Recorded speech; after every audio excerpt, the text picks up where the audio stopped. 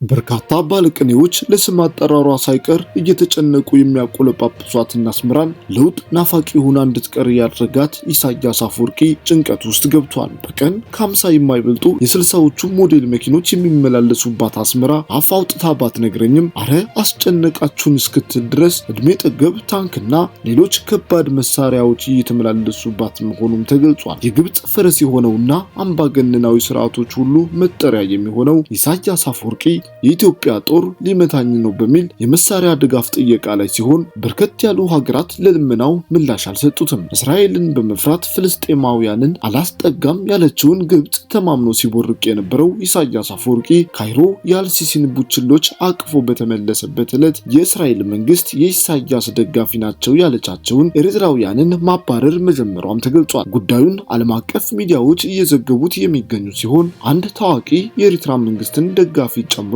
በርካታ ቁጥር ያላቸው ኤርትራውያን በቴልአቪቭ ጎዳናዎች እጃቸውን እየተጠፈነጉ ወደ ለውጥ ናፋቂው አስመራ እንዲመለሱ ተደርገዋል። ዘመናዊ የባቡር መንገድና በርከት ያለ የገንዘብ ኖታ ሲመለከቱ የሚቦርቁት እኚሁ የእስራኤል እስረኞች ከእስራኤል ከመባረራቸው በፊት ኢሳያስን ይቃወማሉ ባሏቸው ወገኖቻቸው ላይ በድብቅ ጥቃት ይፈጽሙ እንደነበርም ተገልጿል። ከዚሁ ጋር በተያያዘ ከዲሞክራሲ ጋር የተራራቀው ኢሳያስ አፈወርቂ በአሜሪካ መንግስትን በኩል አምባገነናዊ ስርዓትህን አቁም በሚል መጠየቁ ተገልጿል።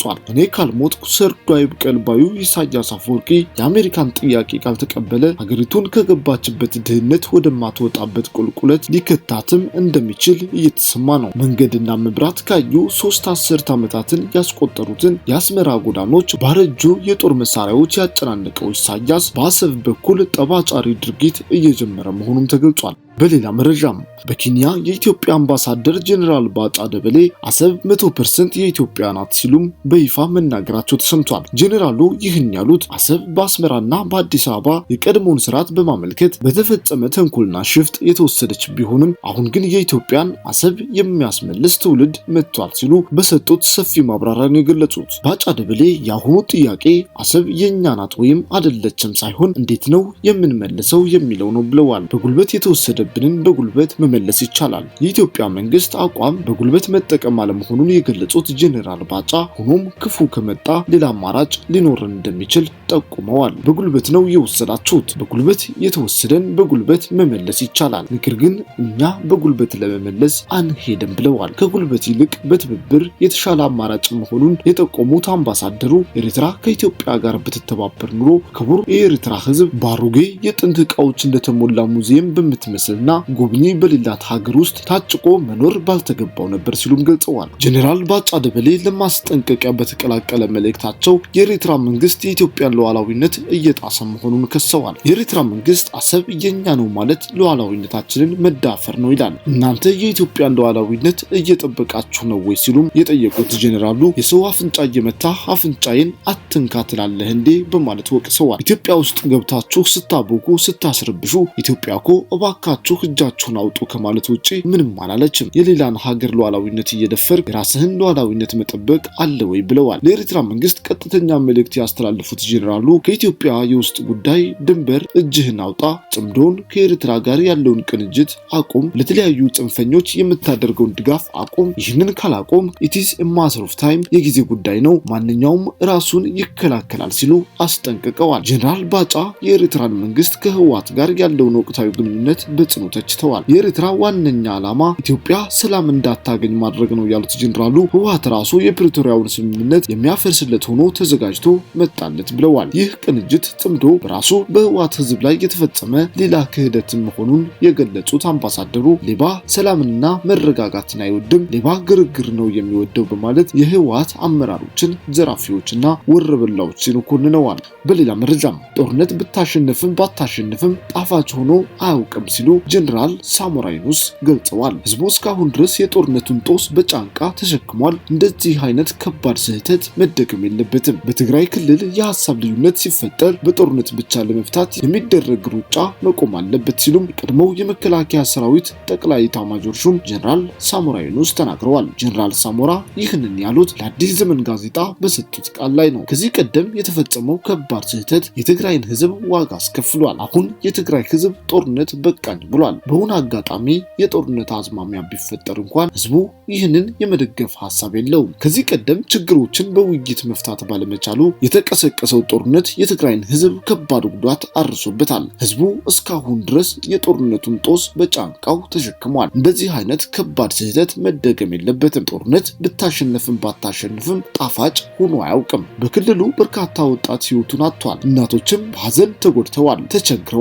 በመሆኑም ህዝቡ በተደጋጋሚ ውጊያ ውስጥ ሊማገድ አይገባውም። በትግራይ ውስጥ ማንኛውም ችግር ወይም የሐሳብ ልዩነት ሲፈጠር በጦርነት ብቻ ለመፍታት የሚደረግ ሩጫ መቆም አለበት። ልዩነቶች በሰላምና በሰላም ብቻ መፈታት አለባቸው በሚል እምነት መጽናት ያስፈልጋል። በክልሉ የጦርነት ችግር ይመጣል እያሉ ያልተጨበጠ ወሬ የሚለፍፉ የጦር ጄኔራሎችን እየሰማሁ ነው። ይህ የግል ሐሳባቸው ሊሆን ይችላል።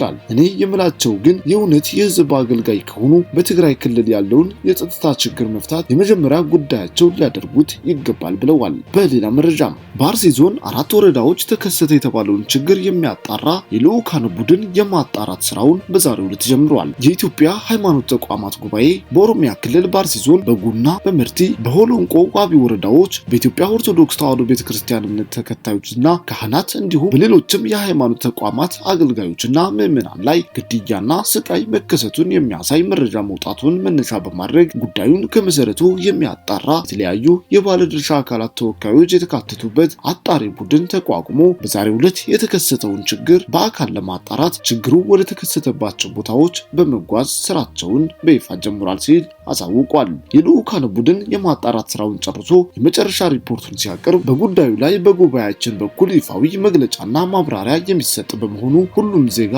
በትዕግስት የማጠቃለያ ሪፖርቱን እንዲጠብቅ ጉባኤያችን በአክብሮት ይጠይቃል ብሏል። ጉባኤው ይህ በእንዲህ እንዳለ በአንዳንድ አካላት ኃላፊነት በጎደለው መልክ በግምትና ካልተሟላ መረጃ በመነሳት በማህበራዊ ሚዲያ ጉዳዩን አስመልክተው መረጃዎች መሰጠታቸውን ተመልክተናል ሲሉ ገልጿል። መረጃዎቹ ምን እንደሆኑ በግልጽ ያላሰፈረው ጉባኤው ይህ ተግባር የማጣራቱን ጉዳይ የሚጎዳ እንዲሁም አንዳንድ አካላትን ወደ ተሳሳተ ድምዳሜ ሊወስድ የሚችል ተግባር በመሆኑ በማህበራዊ ሚዲያ ላይ መረጃ የምታሰራጩ አካላት በሙሉ ከፍ ያለ ጥንቃቄ እንድታደርጉ እናሳስባለንም ብለዋል። በሌላ መረጃም በኔዘርላንድ ፍርድ ቤት የቀረበው ታዋቂው ኤርትራዊ እኔ ተወልደ ጎይቶም አይደለሁም አለ። የ41 ዓመቱ ተወልደ ጎይቶም ወይንም በቅጽል ስሙ አማኑኤል ዋሊድ በዛሬው ዕለት በኔዘርላንድ ፍርድ ቤት ቀርቦ የተመሰረተበት ክስ መታየት ጀምሯል። ይህ ኤርትራዊ በህገወጥ ሰዎች ዝውውር በዓለም ላይ ታዋቂነትን ያተረፈ ሲሆን በተለይ በሊቢያ ውስጥ ስደተኞቹን በማሰቃየትና በማገት ስሙ ይነሳል። በሊቢያ ባኒ ዋሊድ የተባለ ከተማ ውስጥ የራሱ እስር ቤት እንደነበረው የሚነገርለት ተወልደ ያገታቸውን ስደተኞች ለመልቀቅ በአውሮፓና በአሜሪካ ከሚገኙ ቤተሰቦቻቸው ከፍተኛ ገንዘብ ሲቀበል የቆየ መሆኑን በስፋት ይገለጻል። የተወልደ ተጠቂዎች በአብዛኛው ኤርትራውያን ሲሆኑ በአሁኑ ወቅት በአውሮፓና አሜሪካ ይገኛሉ።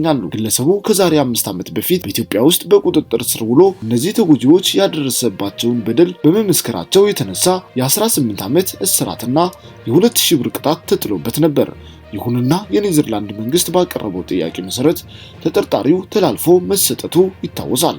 በተወልደ ላይ የተደረገውን ምርመራ ተከትሎ የኔዘርላንድ አቃቤ ሕግ በይፋ ክሱን ለፍርድ ቤት አቅርቦ ጉዳዩ መታየት ጀምሯል። ተጠርጣሪው ፍርድ ቤት ቀርቦ ማንነቱን ሲጠየቅ ግን የጠራው ሌላ ስም ነው። ይህንን ተከትሎ ዳኛው አንተ ተወልደ ጎይቶም አይደለህምን የሚል ጥያቄ አቅርበውለት ነበር። እሱም ከዚህ ቀደምም ተናግሬያለሁ፣ እኔ የምትሉት ሰው አይደለሁም፣ የታሰርኩት በስህተት ነው በማለት አስረድቷል። ይሁንና ይህ አባባሉ ከተጠያቂነት ነፃ አላደረገውም። አቃቤ ሕግ በግለሰቡ ላይ ከህገወጥ የሰዎች ዝውውር አንስቶ እስከ ሰዎችን ማሰቃየትና አስገድዶ መድፈር ጭምር በርካታ ክሶችን አቅርቦበታል። በወንጀል የተገኘን ገንዘብ ህጋዊ የማድረግ መኒ ላውንደሪንግ ክስም ተካቶበታል። የተወልደ ጠበቃ በዛሬው ዕለት የኔዘርላንድ ፍርድ ቤት ጉዳዩን የማየት ስልጣን የለውም የሚል ተቃውሞም አቅርበው ነበር። በተቃውሟቸው በክስ ላይ የተገለጹት ድርጊቶች በዱባይ ባንኮች በኩል የተፈጸመ መሆናቸውንና የተጠቂዎቹ ዜግነትም ኤርትራዊ መሆኑን ጠቅሰው ከኔዘርላንድ ጋር የሚያገናኘው እንደሌለ አስረድተውም ነበር።